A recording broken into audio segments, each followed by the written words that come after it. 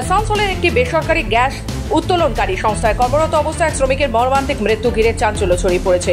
মৃতের নাম স্বপন বাউরি। কর্মরত অবস্থায় এক ভারী পাইপ তার ওপরে পড়ে গেলে গুরুতর আহত হন তিনি। আসানসোল জেলা হাসপাতালে নিয়ে যাওয়া হলে চিকিৎসকেরা তাকে মৃত বলে ঘোষণা করেন।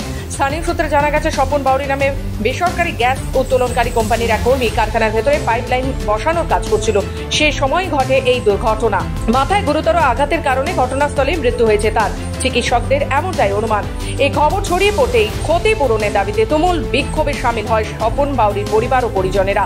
অবশেষে সংস্থা কর্তৃপক্ষ থেকে 20 লক্ষ টাকার ক্ষতিপূরণের চেক তুলে দেওয়া হয় মৃত স্বপন বাউরির পরিবারের হাতে। আমার ভাগনা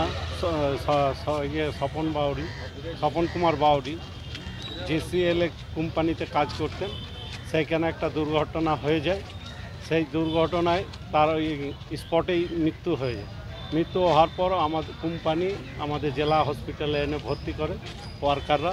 তারপরে আমরা খবর পাই, আমরা তড়িঘড়ি হসপিটালের মধ্যে আসি এবং কোম্পানির যারা ম্যানেজমেন্টে রয়েছেন তারা সকলেই ছিলেন।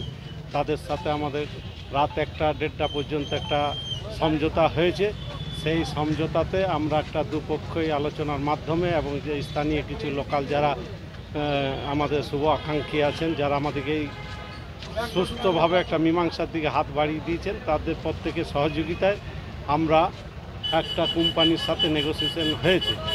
সেইটা কোম্পানি আমাদের সাথে 20 লক্ষ টাকা কথা হয়েছে এবং তার স্ত্রীকে একটা চাকরি কথা হয়েছে। আসানসোল থেকে রাহুল পাসওয়ানের রিপোর্ট, খবর বাংলা।